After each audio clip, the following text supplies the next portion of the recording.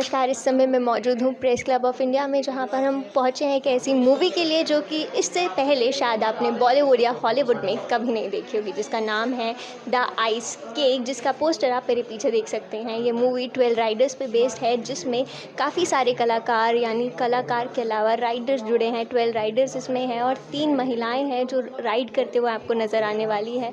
यहाँ पर हमारे साथ पूरी स्टारकास्ट मौजूद है। आइए जानते हैं उनसे कि उनका एक्सपीरियंस इस मूवी को लेकर कैसा रहा है। इनिशियल स्टेज में मुझे ऐसा लगा कि मुझे एक ऐसी फिल्म बनानी चाहिए जो मुझे थोड़ा उन बातें इंस्पायर कर रही थी जो बहुत रियलिस्टिक, बहुत ही ट्रू लेवल पे है।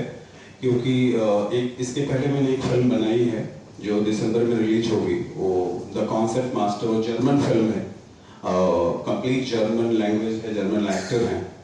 तो उस फिल्म को करने के बाद मुझे रियलाइज हुआ कि मुझे एक ऐसी फिल्म करनी चाहिए जिसमें बहुत रियलिस्टिक अप्रोच हो। उसके पीछे का मकसद सिर्फ इतना था कि मुझे उन चीज़ों को एक्सप्लोर करना था जो सिनेमा में कई बार बहुत ही घिसे पिटे जो एक्टर होते हैं या स्क्रिप्ट होती है या जो सारी चीज़ें होती हैं उसमें आप एक्सपेरिमेंट नहीं कर सकते। तो ये फिल्म एक्सपेरिमेंटल है और नॉन लिनियर है, जो रेगुलर सिनेमा से हटके है। बेसिकली यही मकसद था मेरा करने का कि मैं थोड़ा सा अपने एक्सप्रेशंस को थोड़ा सा नॉन रियलिस्टिक अप्रोच को हटा के रियलिस्टिक अप्रोच में लेके आऊँ। कुल आपने बताया कि 12 बाइकर बताया है, क्या इसमें मेल क्या अलावा फीमेल भी है या? जी, वो तीनों लोग यहाँ पे भी हैं। 3 फीमेल्स हैं, डिम्पल, साहिबा एंड मोनी। इन लोगों ने 3 फीमेल्स हैं और 9 मेल हैं। तो ये बाइकर थे, इन्होंने क्या पहले ही प्रशिक्षण लिया हुआ था या फिल्म? नहीं, ये सब कुछ ऑल ऑफ अ सडन घटा हुआ था। एक कहानी थी मेरे मन में, जिस कहानी को शूट करने के लिए मुझे बहुत रियल लोगों की ज़रूरत थी। तो मैंने कन्वर्सेशन शुरू किया, बहुत सारे राइडर्स से बात हुई हमारी, और बात करते करते उसी में मेरी कास्टिंग प्रोसेस चालू हो गई। मुझे लगा कि इनका रिस्पांस इस कैरेक्टर के लिए ज़्यादा अच्छा है, इनका रिस्पांस इस कैरेक्टर के लिए बहुत अच्छा है। तो हमने एक बहुत छोटा सा कन्वर्सेशन किया, कोई वर्कशॉप भी नहीं किया है। और मैं एकदम चाह रहा था कि स्पॉन्टेनियस जो एक फीलिंग होती है रियल लाइफ में, ऑन स्क्रीन में क्या होता है कि मैंने वो फिल्म की है जो मैंने कहा जर्मन की, उसमें हर चीज़ बहुत ही ग्रामेटिकली है।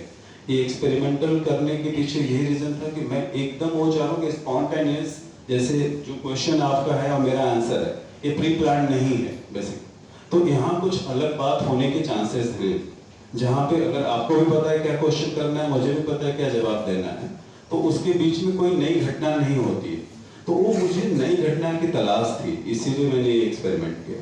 सर जो है right ice cake ride changes life जी, तो ट्रेलर में हम लोग को ऐसा मतलब समझने नहीं आया कि अच्छा हैं आपके जी जी so this is a very adventurous and Spiti valley पे जा रहे हैं जी। So what are the major challenges you face as जो आपके सिनेमेटोग्राफर हैं जी, जब आप मतलब ऑल्टीट्यूड्स पे शूट कर रहे हैं तो क्या-क्या चैलेंजेस रहा? जी, चैलेंजेस तो रियली मतलब शुरू हो जाता है हमारा नाकों से। एक तो हाई एल्टीट्यूड था, ऑक्सीजन बहुत लो था। फर्स्ट डे आधे लोग अनअवेयर थे, जो राइडर उनको पता था कि यहाँ पे ब्लीडिंग होती है, ऐसा होता है। तो चैलेंजेस था कि पहले दिन हमको लगा कि हमें सबको ब्लीडिंग हो रही, पहली बात हाई एल्टीट्यूड की वजह से। सेकेंड चैलेंजेस था कि वो रोड बहुत ही नैरो थे, बाइक को हमको लेके जाना था। ब्लैक आइस वहाँ होती है जो शीशे जैसे चमकती है, मतलब आप अगर उस पर लेके जा रहे हैं बाइक, अगर कोई अननोन है, अगर राइडर नहीं होते तो वहाँ ले जाना संभव नहीं था बिल्कुल। तो उन्होंने बहुत ही अलग चैलेंजेस में तोड़ करके, कभी व्हील में रस्सी बांध के, बहुत तरीकों से उसको उन्होंने ले गए। उसके अलावा भी एक होता है हाई एल्टीट्यूड पे इमोशनल चैलेंजेस आते हैं।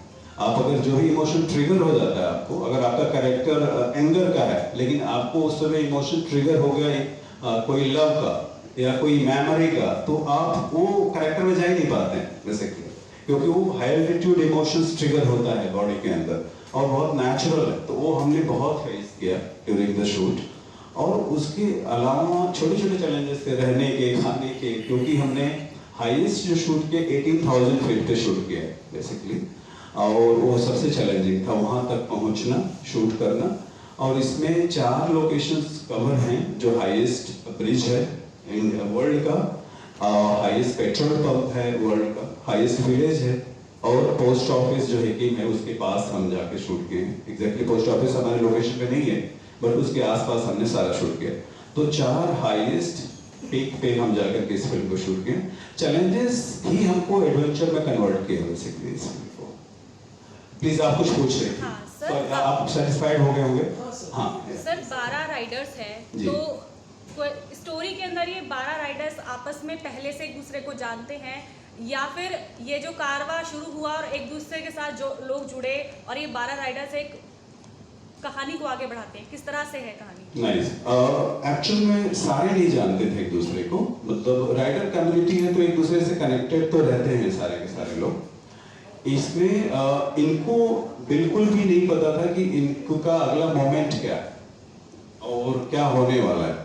तो हमने जब जर्नी शुरू की थी तो इनको ब्रीफ, सिर्फ कुछ शॉर्ट जर्नी की ब्रीफ मिलती थी, कैरेक्टर की ब्रीफ भी इनको प्रॉपर नहीं होती थी, वो डेवलप किया जाता था।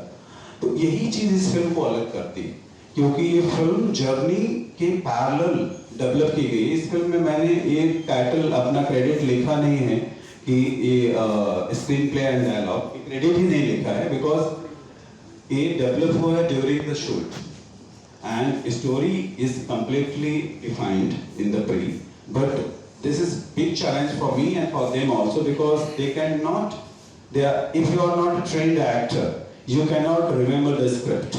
So that is the biggest challenge, how you can going to convey to your scenes and shots basically. तो मैंने इसे इस फॉर्मेट में फिर शूट करने का डिसाइड किया कि मैं उनको उतना ही डेवलप करके बताऊंगा जितना रिक्वायरमेंट है सीन का। सर टाइटल की अगर हम बात करें, the ice cake English movie से इंस्पायर्ड लगता है कई बार देखने में, सुनने में, तो किस तरह से टाइटल आपने डिसाइड किया कि इसका नाम रखा जाएगा द आइस केक? जी, आइस केक बेसिकली फिल्म का जो सेंट्रल आइडिया और 2 कहानी पे बेस्ड है। एक तो ये है कि एक सन जो है अपने फादर का बर्थडे सेलिब्रेट करने के लिए, वो हरियाणा के गांव से बिलोंग करने वाला एक फादर है, उसका सन है। फादर कभी जिंदगी में बर्फ नहीं देखा था, तो उसको ऐसा था कि मैं बर्फ देखूं। तो सन ने उसे राइडिंग सिखा करके, क्योंकि उसे उसका बर्थडे उसको सेलिब्रेट करना था हिमालय पे, because sun is the rider. तो उसने फादर को ले जा करके वहां पे टॉप पीक पे, उसका मोटो था कि अपने फादर का मैं हाईएस्ट टॉप पीक पे ले जा करके अपने फादर का बर्थडे सेलिब्रेट करूंगा और उस बर्थडे आइस का केक बनाऊंगा। दैट इज द आइडिया कि मैं उसके आइस का केक बनाऊंगा। इसलिए वो पूरी जर्नी में लेके जाता है। 6 शुरू करते हैं जर्नी, बीच में 6 नए राइडर्स, अलग अलग राइडर्स उनको जुड़ जाते हैं, और उनके जुड़ने से जो चैलेंजेस आते हैं उसमें कोई ड्रग्स एडिक्टेड है, कोई जो है ऐसे ही चोर है, कोई जो है ऐसे ही एक्सप्लोर करने के लिए गया, कोई फोटोग्राफर है। तो अलग अलग कैरेक्टर्स हैं जो जुड़ते जाते हैं और कहानी को वो आगे बढ़ाते चले जाते हैं, और इसी तरह से धीरे धीरे कहानी अपने कंप्लीशन की तरफ बढ़ना शुरू कर देती है। और ये राइड करने के पीछे का जो मकसद है राइडर का, वो सबसे बड़ा मकसद ये है कि एक नया स्टाइल है इस कैरेक्टर का, जो रिंकू शरण का कैरेक्टर है इसमें, उसका, और सारे नाम जितने हैं वो ओरिजिनल है, कोई भी नाम बदले नहीं गए फिल्म में, जिसमें रियल लाइफ में जिसका जो नाम है वही नाम है बेसिकली। तो इसके एक नया स्टाइल है रिहैब का, मतलब ड्रग रिहैब का एक नया स्टाइल है, जिसमें राइड करके ड्रग एडिक्टेड का ड्रग छुड़ाता है। पूरी कहानी में ये चीज पैरेलली चल रही है, इसलिए 6 राइडर शुरू करते हैं, वो ऑलरेडी ड्रग से बाहर हो चुके हैं, और बाकी लोगों को ड्रग एडिक्शन से राइड करके वो ड्रग्स से एडिक्शन छुड़ाता है उसका। तो क्या हम ये समझे कि इस फिल्म का ये संदेश है कि भी जो आप नशा कर रहे हो, नशे के विरोध भी एक तरह से, मतलब जी, उसमें पूरी फिल्म में धीरे समझ में आता है कि नशा जो है ना वो छोटा है बेसिकली, बाकी जो नेचर है, जो एक फ्रेंडशिप है, ब्रदरहुड का जो फीलिंग है, जो राइडिंग है, मशीन ड्राइविंग है, ये बहुत बड़ा नशा है। वो राइडर्स को धीरे धीरे रियलाइज होने लगता है, तो नशा से धीरे धीरे वो आउट होना शुरू करता है बेसिकली। सर आपसे सवाल है, आप मुख्य भूमिका के अंदर हैं, ताऊ का किरदार निभा रहे हैं और आपका बर्थडे सेलिब्रेट करने के लिए आपको हाई पीक पर ले जाया जा रहा है। आपका स्ट्रॉन्ग एक डायलॉग भी सुनने को आता है कि अब ये जो पूरी जर्नी है पूरी होकर रहेगी, तो कैसे, क्योंकि एक हरियाणा का एक बैकग्राउंड से आपको दिखाया गया है, क्या वो वाला कैरेक्टर किस तरह से सबको होल्ड करेगा? एक्चुअली बाप बेटे के बीच की एक कहानी है, जो दोनों का आपस में जो एक बॉन्डिंग है जो बाप और बेटे की है। बेटा बाप को किसी भी तरीके से मना होने के पिक्चर में जब आप देखेंगे आपको समझ में आएगी कि कैसे उसको एग्री करता है कि मेरे साथ चलो आप, मैं आपको बर्थडे सेलिब्रेट करूँगा। जब आधे रास्ते में पहुंच जाती है, पिताजी भी उसका बाप भी पहुंच जाता है, तो अचानक से कोई इंसिडेंट होता है कि जिससे उनको एक्सीडेंट हो जाता है उसका। उसके बाद फिर पिता का अंदर से उसका पिता जागता है कि बेटा कोई बात नहीं, तू घायल है, टेंशन ना ले, ये जर्नी अब मेरी जिम्मेवारी है, तो तेरा सपना था उसको मैं पूरा करके दिखाऊंगा। तो सर आप क्या खुद भी हरियाणा से ही बिलोंग करते हैं? क्योंकि अगर एक्चुअली मैं बाहरी दिल्ली से सेक्टर द्वारका 26 से बिलोंग करता हूँ, गांव का ही हूँ, रहने वाला। तो हरियाणा में ही कॉन्टेक्ट है, हरियाणा से ही टच में रहे हैं, और जैसे कि कंप्यूटर आपको समझ में भी आ रहा हो कि हाँ हरियाणवी है, ठीक है। तो ऐसा पर्टिकुलर मैं हरियाणा का नहीं हूँ, दिल्ली का। ओके सर, आपसे भी सवाल है। आपने गाने लिखे हैं मूवी के लिए। रोमांटिक सॉन्ग लिखना कहीं ना कहीं बहुत आसान हो जाता है, लेकिन इस तरह की जो इंस्पायर करने वाली मूवीज़ होती हैं उसके लिए जब हम कुछ लिखते हैं तो उसके लिए सोच, एक माहौल, सब कुछ अलग चाहिए होता है। किस तरह से आपने गानों का चयन किया है, शब्दों का चयन किया और गाने लिखे हैं? एक्चुअली फिल्म में जो गाने हैं वो डायरेक्टर्स के ड्रीम्स को शब्द देना होता है, या कभी कभी पूरी फिल्म की थीम को बोलना होता है। तो वास्तव में गाना लिखना तो डायरेक्टर की सोच को समझना, और वो 10% अगर हमें कह रहा है लिखने के लिए तो 10% हमें वापस दे देना होता है। तो आप इसका सारा क्रेडिट जाता है मनोज मौर्य को, और स्वतंत्र रूप से मैं कविताएं लिखता हूँ। सिनेमा पर मेरी किताब है भारतीय सिनेमा सिद्धांत नाम से। 10-15 साल से एक आंदोलन चला रहा हूँ गुरिल्ला सिनेमा, जिससे पूरी दुनिया इंस्पायर हुई है। ये फिल्म भी गुरिल्ला सिनेमा के भीतर ही आती है कि बिल्कुल नया लोकेशन, नए चेहरे, नई कहानी, वहीं की कहानी, वहीं से फाइनेंस और वहीं से फिल्म बनाएंगे। साथ ही हम चाहेंगे कि यहाँ पर एक नया टर्म हम इंट्रोड्यूस करना चाहेंगे, खासतौर से अपने पत्रकार मित्रों के लिए, इंडियन सिंप्लिसिटी। हमें सिनेमा में, जैसे जो हमारा सिनेमा कमर्शियल सिनेमा है, वो इतना ज्यादा हमारी जिंदगी से दूर हो गया है कि हम सिनेमा देखते हैं और हम जिंदगी देखते हैं तो दोनों में कोई कनेक्शन नहीं समझ में आता है। वैसी लड़कियां जैसे हम समाज में देखते हैं वैसी सिनेमा में नहीं दिखती, वैसे अभिभावक नहीं दिखाई देते, वैसे परिवार नहीं दिखाई देते। हमारे परिवार में ताऊ जैसे लोग दिखाई देते हैं, हमारे आसपास ऐसे लोग दिखाई देते हैं जैसे इस फिल्म में। तो एक मैं ये चाहूंगा और हमारी कोशिश है कि हम ऐसा सिनेमा बना पाए जो हमारी संस्कृति के नजदीक हो, हमारी संस्कृति को एक्सप्लोर करें। जैसे ईरान की पहचान ईरानी सिनेमा से होती है। एक छोटा सा इंसिडेंट बताऊंगा। एक ऑस्ट्रिया का मेरा दोस्त, उसकी बहन आई मिलने के लिए बंबई में, और आते ही वो एक कमर्शियल फिल्म दिखाने के लिए ले गया। कमर्शियल फिल्म देख के वो बाहर निकले तो उसने पूछा कि क्या इंडियन लोग ऐसे ही रहते हैं? तो उसके भाई ने कहा नहीं, ऐसे नहीं रहते हैं। तो उसने कहा कि दोबारा ऐसी कोई बेवकूफ़ी मुझको मत दिखाना। ठीक है, पूरा सिनेमा एक वर्ल्ड प्लेटफॉर्म पर घटित होता है। सिनेमा अपने आप में एक विश्व भाषा है, आप बिना शब्दों के भी उसको समझते हैं। तो सिनेमा जब भी बनना चाहिए उसको विश्व प्लेटफॉर्म पर देखना चाहिए। आइस केक जैसी फिल्म को हम विश्व सिनेमा में ले जाकर कह सकते हैं कि ये सिनेमा सिर्फ हिंदुस्तान में बन सकता है, क्योंकि इसमें चेहरे हिंदुस्तानी है, कहानी हिंदुस्तानी है, इमोशंस हिंदुस्तानी है, गाना हिंदुस्तानी है, सारे शब्द, सारी बात है। और कैमरा और बाकी चीजें तो कभी हिंदुस्तानी नहीं हो, अभी तक हम लोग कैमरा नहीं बना पाए, मोबाइल नहीं बना पाए, तो उसकी बात अलग है। तो कोशिश ये है कि इस तरह का सिनेमा है जो हमारे जीवन के नजदीक हो, और मुझे और भी गाने लिखने का मौका मिले भाई, और भी दूसरे तरह के मौके मिले, मैं भी अगली फिल्म में एक्टिंग करूं। टोटल कितने गाने दिए सर आपने? मैंने इस फिल्म में एक गाना लिखा है, टाइटल सॉन्ग जो इसका है ऊर्जा पंख पसार कर, और बाकी के 2 गाने 2 और गीतकारों ने लिखे हैं, और म्यूजिक 2 लोगों ने किए हैं, गाने की अलग की है, और बैकग्राउंड म्यूजिक रोहित जी ने किया है। मतलब एक बहुत बड़ी टीम ने काम किया है मनोज जी के साथ। He is a very lovely person. ये जानते हैं कि लोगों को जोड़ के कैसे रखना है, और ये प्यार ही प्यार है, तो ये प्यार बांट रहे हैं। मनोज जी, मेरा एक सवाल है आपसे। आपने भी कॉन्फ्रेंस शो अभी कहा कि हम ओटी के लिए ट्राई कर रहे हैं। जी जो आपने ट्रेलर देखा, जी बातें सुनी है, जी उनके बारे में जिज्ञासा है बहुत जी ज़्यादा। जी 25 साल से हम रिव्यू कर रहा हूँ, जी 32 years। जी। तो मुझे लगता है ये फिल्म आपके लिए थिएटर के लिए फिट है, और क्या ये फिल्म आप कैंसिल करवाएंगे, पहले से बना है कि इसको उस पे ही लेके जाओ? नहीं सर, ऐसा है नहीं, बिल्कुल भी। मैं थोड़ा इसे 6 महीना देना चाहता हूँ, एटलीस्ट पैरेलल मेरी एक्सरसाइज चलेगी। फिल्म कम्प्लीटली रेडी हो चुकी है। कुछ फेस्टिवल हैं, जैसे कुछ फेस्टिवल सनडांस एंड बर्लिन, वो पहले भी मेरी एक फिल्म जा रही है वहाँ पे, तो मैंने सोचा इस फिल्म को पैरेलली मैं थोड़ा होल्ड करूँ, इमीडिएटली रिलीज ना करके तुरंत इसे थोड़ा फेस्टिवल में ले लूँ और पैरेलल बात करूँ और आप इंस्पायरिंग बात कहें, क्योंकि मैं सोच तो रहा हूँ थिएटर में रिलीज करने के लिए, लेकिन OTT की तरफ से डिमांड बहुत ज़्यादा है कि आप दे दो मुझे, तो मैं अभी डिसीजन लिया नहीं हूँ उसे। सर ड्यूरेशन कितना रहेगा? 1 hour 30 minutes 90 minutes. Ji.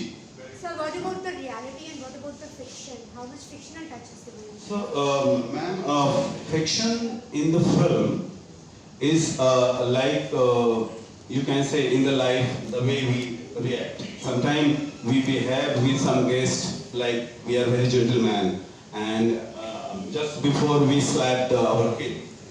That is the reality. But when the some guest enter, we behave like no, everything is fine. So I did a fiction in like that only. Absolutely. Otherwise, generally it's my real. Yeah, all reality. That's why I have kept it the name of the all character as it is, because I don't want to like pronounce some other name so they cannot connect with the skin of the character. So and this is the development process. That's why I have told you I have started this film from the India Gate, and we have reached Spiti Valley on the top. This is the absolutely evolved process. Evolved process for the actor, evolved process even for me to understand what I want to say and what I am saying. So I was ready for every changes in my script, my thought, my challenges. So that's why otherwise it's not possible, because you cannot find a single shot in the repeat location. So each scene have might be the shot is repeat, but not the scene. Each scene have a new location in the film. Film में biker के कुछ stunt वगैरह भी देखने को मिलेगी कुछ ऐसा? सर जो एक्चुअली आपने टर्म अच्छा किया, बेसिकली बाइकर स्टंट करते हैं, राइडर जो है स्टंट नहीं करते हैं, राइडर एक डिसिप्लिन राइड करते हैं जिसमें वो एक रिस्पॉन्सिबिलिटी कैरी करते हैं, रोड सेफ्टी से लेकर के एवरीथिंग। बिकॉज क्योंकि मैंने देखा है कि जब हम अंदर गए तो बहुत सारे आर्मी के ऐसे लोग भी रुक करके जिस रिस्पेक्ट से राइडर से मिलते हैं वो नॉर्मल सिविलियन से नहीं मिलते हैं ऐसे, तो उनको कहीं ना कहीं ऐसा लगता है कि they are also doing the really good cause. तो ये स्टंट फिल्म में बिल्कुल भी नहीं है। हाँ, कुछ डेंजरस पॉइंट हैं जहाँ से बचने के लिए जो सर्वाइवल इंस्टिंक्ट है वो हमने उसमें इंटरप्रेट किया। सर आपने कहा ये एक रियल स्टोरी है, तो किसकी स्टोरी से आप इंस्पायर्ड हुए हैं जिसको लेकर आपने ये कहानी लिखी है? जी, इसमें कई सारे टुकड़े में स्टोरी है, बहुत सारे राइडर्स, कुछ कैरेक्टर्स वाइज जो डेवलप हुआ है। बहुत रिसेंटली मैंने जब एक न्यूज़ देखा सोशल मीडिया पे कि एक राइडर है जिसका पर्पस ही, वो राइडर है नहीं, वो एक्चुअल में चोर है, जिसका पर्पस है कि वो किसी को भी कहीं से भी लूट लेता है या वो खाने पीने की चीज़ें नॉर्मली, और वो फिर मुझे कैरेक्टर लगा कि नहीं ये है राइडर्स के लाइफ में कोई ऐसा है जो हर दूसरे को हेल्प करता रहता है। वो उस तरह की कहानियाँ भी मेरे सामने आई। कोई ऐसा है जो बीच रास्ते से भी लौट जाता है, मतलब वो पूरी राइड का प्लान किया है कि उसको जाना है कहीं एक डेस्टिनेशन पे, तो इन बिटवीन वो कहीं ना कहीं बीच में से टर्न हो जाता है। तो ये कम से कम 8-10 राइडर्स की कुछ लाइफ्स थी जो मुझे इंस्पायर कर रही थी, उसकी कुछ घटनाएं, इसलिए मैंने रियल इवेंट्स लिखा है। तो रियल इवेंट्स कुछ मुझे बहुत इंस्पायर किए थे, जो कैरेक्टर मुझे डिज़ाइन करने में और उसे कंस्ट्रक्ट करने में बहुत हेल्प मिली थी, और उसको मैंने बेस बना करके इस कहानी को मैंने आगे प्रोसीड किया। सर आपने बताया कि प्रोसेस एंड मेकिंग में बहुत चैलेंजेस थे जिन्हें आपने कोप अप किया। सबसे ज़्यादा चैलेंजिंग क्या था जो आपको एक स्टेज पे लग रहा था कि it's not possible for me, and then also you stood up? Emotional trauma actually. हाँ, वो हाई एल्टीट्यूड पे जो मैंने कहा है, कभी मैं रिपीट करता हूँ, एक सिचुएशन ऐसा था कि मतलब जिसमें 2-3 लोग रोने लगे, रोने का सीन नहीं था, लेकिन इंसिडेंट ऐसा हुआ, और अगला सीन जो है वो हैप्पी सीन है, लेकिन वो क्यों रो रहे हैं उनको भी नहीं पता है, और उनको देख के 1-2 लोग और रोने लगे, उसमें मैं भी था। तो तो इस तरह से जो इमोशनल ट्रॉमा था वो हाई एल्टीट्यूड का, क्योंकि जो मैदानों में रहते हैं उनको बहुत कम लोग वैसे जाते भी उस हाइट पे, और उस हाइट पे जाने के बाद आपको मेडिसिन लेना पड़ता है, ब्लीडिंग होती है बहुत सारे नोज से, और ऐसे ऑक्सीजन लो होती है। तो ये सब सारे जो चैलेंजेस थे ये बहुत इंटरेस्टिंग भी थे। धीरे धीरे हम यूज्ड टू हो गए इस चैलेंजेस के। आप कुछ पूछ रहे हैं? सर जैसे माउंटेन्स पे शूट करना काफ़ी डिफ़िकल्ट होता है, टेम्परेचर भी लो था, नैरो स्ट्रीट्स थी, तो वो कितना ज़्यादा डिफ़िकल्ट था। और एक सवाल और है कि दिल्ली टू स्पिट वैली ही क्यों लोकेशन चुना गया? कुछ स्पेशल इंसिडेंट वहाँ पे शूट किया गया या कुछ ऐसा स्पेशल मोमेंट? हमको पहले से पता था कि जो ये टेरेन है ये बहुत ही टफ है। जिन्होंने जो राइडर्स हैं जिसमें क्षितिज और इनको ने मिलकर पूरा प्लान बनाया था कि हम किस रूट से जाएंगे, कहाँ जाएंगे, तो हमने मैक्सिमम चैलेंजेस रूट ही चूज किया। उसके पीछे रीजन था कि अगर हम प्लेन से राइड करके कहीं पहुंच जाते हैं तो उससे कुछ भी हम कहानी को हमारे बेनिफिट नहीं थी, इसलिए हमने इस रास्ते को चूज किया। और जर्नी एक राइडर की चल रही है, क्योंकि वो एक वन लाइनर स्टोरी हुई है कि उसको अपने फादर को हिमालय तक ले जाना है। अब उसको ले जाने में जो चैलेंजेस है वही सारी चैलेंजेस फिल्म है बेसिकली, कि किस तरह के चैलेंजेस। जी फिल्म केवल राइड बेस ही है या इसमें कोई लव स्टोरी भी है? सर इसमें लाइफ के सारे इमोशन हैं इसमें लाइफ के सारे, इसमें लव स्टोरी है एक, इसमें कह सकते हैं कि हैट्रेड भी है, लव भी है, केयर भी है, सब कुछ इमोशंस आपके सारे इमोशंस मिलेंगे। ऑलमोस्ट 9 रस है फिल्म में बेसिकली, तो रस तो 9 है पूरा। जी जी हीरोइन, हाथ उठाओ हीरोइन।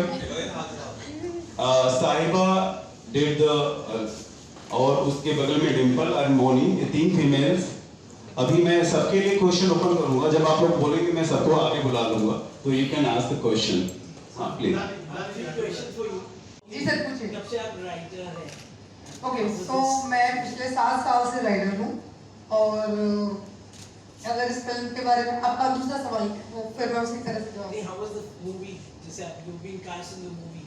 ओके, सो 3 साल के लंबे इंतजार के बाद फाइनली हमारी मूवी आई है, and we all were very much excited, and thank you so much Manoj sir and पूरी टीम के लिए शुक्रिया। ये मूवी बहुत ही बेहतरीन निकल के आई है, सिर्फ इसलिए नहीं क्योंकि इस मूवी में हम हैं, यही हमारी मूवी है, बल्कि इसलिए कि अगर बीइंग अ फीमेल मैं आपसे बात करूं, मैं हूं साहिबा एंड मोनिशा, तो जब भी हम लोग राइड करते हैं और बड़ी बड़ी बाइक्स लेके रोड पे उतरते हैं तो ज़्यादातर लोगों का सबसे पहला क्वेश्चन होता है कि ये बाइक आप चलाते हो, ये आप चला के लेके आए?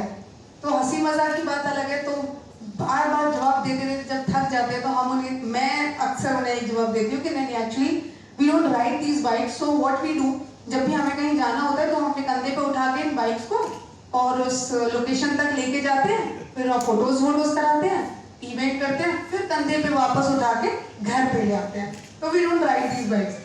तो उनके एक्सप्रेशन से पता चल जाता है कि हमारा जवाब सरकाज़म है।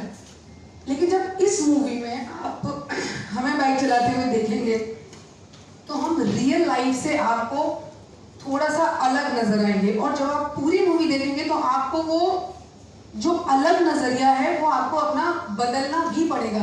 एंड मैं ये सच में मैं रिटर्न में लिख के आपको दे सकती हूँ कि आप अपना नजरिया बदलेंगे। क्यों?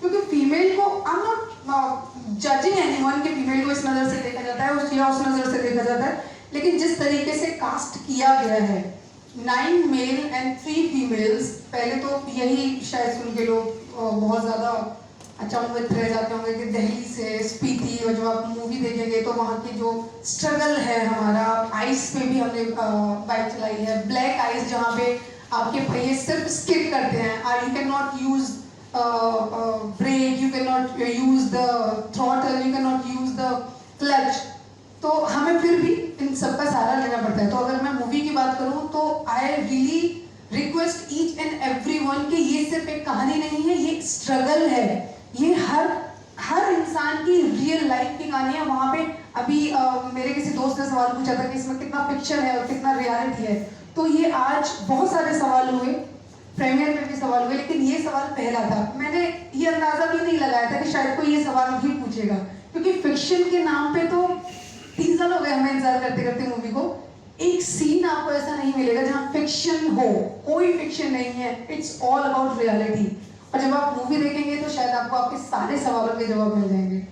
And really thank you.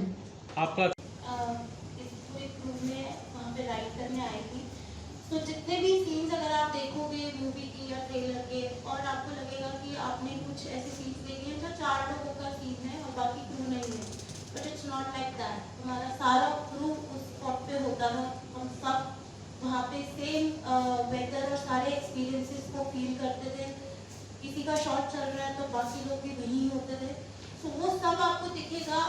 हमारी नाक जली हुई है, हमारे स्किन रेड हो रखे हैं, जैसे पहाड़ी लोग होते हैं वैसे दिखने शुरू हो गए। अभी जैसे हम दिखते हैं वैसे नहीं दिख रहे थे उस मूवी में। एल्टीट्यूड का भी असर था हम पे एल्टीट्यूड का भी असर था हम पे। तो it was so real that our bodies were aligned to the climate where we were going, and जो हमने स्ट्रगल किया, जो हमने वहाँ पे एक्सपीरियंसेस किए, तो सारी क्रू एक ही चीज़ को सबको सेम एक्सपीरियंस मिलता था। ऐसा नहीं है कि जो मतलब टीम में है वो बाकियों के साथ एक्सपीरियंस नहीं हुआ, सबके लिए सेम था।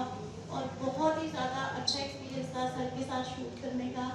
एंड हमारी पूरी crew is like, I can say they can not be a very best combination जो हम 12 लोग साथ में थे। चोर कौन था आप लोगों में से? राइडिंग सेंस है। I have started riding जब मेरा लाइसेंस बना था। like I started at the age of 18 and I'm 25 now, so it's been 7 years. Who inspired you to? It's my family, और मैं कुछ चेंज भी करना चाहती थी। That being people think एक इशू आता है गर्ल और बॉय का, और उसके बाद भी बहुत कंस्ट्रेंट्स होते हैं सोसाइटी के जो हम फेस करते हैं। आपकी बॉडी टाइप कह लो, आपका कुछ भी कह लो, कि अगर मेरे लिए देखा जाए कि किसी ने बोला कि ये बाइक चलाती है, तो उनके दिमाग में पहले तो क्वेश्चन आता है कि ये लड़की है, और दूसरा क्वेश्चन आता है कि इसकी बॉडी टाइप में ये बाइक चला पाती है कि नहीं। सो आई राइड हिमालयन जो मेरी हाइट के आसपास आती है, बट इट डजंट मैटर कि आप कौन सी बाइक चलाते हो या आप क्या करते हो, it's just your passion for it. मैंने बाइक सीखी, मैं गिरी, सब कुछ। उसके बाद इस मूवी से पहले मेरा स्पीति वैली में इंडिया बुक ऑफ रिकॉर्ड्स में नाम भी है, being the youngest female rider जिसने वो एडवेंचरस सर्किट कंप्लीट किया था। So yes, I was there. उस स्पीति वैली को मैं एक्सपीरियंस कर चुकी थी पहले कैसा है।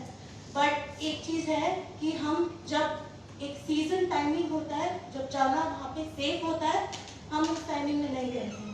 हम उसके बाद गए थे जब it was very snowy and वहाँ पे वाटर भी फ्रीज हो गया था, तो हमारे टॉयलेट्स में भी पानी नहीं था, हमें गर्म करके या कुछ और ऑल्टरनेट्स यूज करने पड़ते थे। बट द थिंग इज कि हम उससे भी खराब वेदर में गए थे, जिस वेदर में नॉर्मल टूरिस्ट जाता है, उस टाइम वहाँ पे कोई भी नहीं था। It's just us shooting in the valley. And you were able to change your tires because जरूरत पड़ी suppose. हमारे पास सारा मैकेनिक्स इक्विपमेंट्स थे, नहीं, अगर आप अकेले जा रहे हैं, then Yeah. will you be able to repair your bike अगर आप कहीं फंस गए तो? तो हम नेचुरल लोकल ऑल्टरनेट्स यूज करते हैं। जैसे अगर मान लो वहाँ पे जो लोग रहते हैं, जो वहाँ के लोकल हैं, उनके साथ अगर ऐसा होता है तो वो क्या करते हैं, हम एक क्लिफ से, हिक्किम की क्लिफ से अगर एक हिमालयन का टायर खराब हुआ था तो वो 4 घंटे नीचे गया था, वहाँ पे रिपेयर होके वो वापस ऊपर आया था, तब हमारा सीन शूट हुआ था। सो हमने भी वहाँ की लोकल हेल्प यूज़ की है। इट्स बिन लाइक कोई भी अगर प्रॉब्लम है तो हमारी किट्स होती थी, राइडर्स के अपने अपने एक्सपीरियंस हैं, अपनी बाइक को वो जानते हैं क्या इश्यूज आते हैं, तो उन्होंने वो सारे चीज़ों को हमने वहाँ पे रिपेयर भी किया है अपनी बाइक से। And what speed you were riding? Speed I won't say Maximum speed जिस पे आप जा पाए. speed is not the right way to experience this ride, this kind of ride, क्योंकि ये हाईवे राइड नहीं थी, ये नॉलेज और एक्सपीरियंस के बेसिस पर राइड थी कि हम आप एक कहते हैं ना माउंटेन्स में आप स्पीड नहीं ले पाते। उस माउंटेन में बर्फ भी थी, फ्लशी था, मड था, एंड जब हम शायद निकलने लगे थे स्नो भी स्टार्ट हो गई। तो यस, ब्लैक आइस, अगर हम सुबह के आवर्स में जाते हैं उस माउंटेन्स में तो वो जो बर्फ पिघलती है धूप में वो अगले दिन फ्रीज हो जाती है, तो it was very slippy. So yes. My question, when the script was offered to you that you have been working with 12 boys, like both of you actresses, what was your reaction?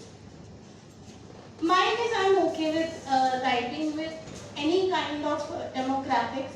I've been to rides where I was the only one and there was 80 male riders. So yes, I have my experiences. And एक ride में ये नहीं देखा जाता कि mail Riders हैं वो हैं. I believe on the ride we feel the safest because जो भी हमारे companions होते हैं, riders होते हैं, they ride responsibly, they respect each other. So वहाँ ये demographic I would say it doesn't work. तो यहाँ आपने देखा द आइस केक का प्रेस कॉन्फ्रेंस और मनोज मौर्य जी ने बताया कि कौन से 12 राइडर्स इस मूवी में मौजूद हैं. अभी इसकी फ़िलहाल रिलीज़ डेट नहीं आई है, पर ये देखा जा सकता है कि OTT पे आपको ये जल्दी देखने को मिल सकती है. फ़िलहाल के लिए बस इतना ही. देखते रहें हिंदुस्तान दर्पण. धन्यवाद.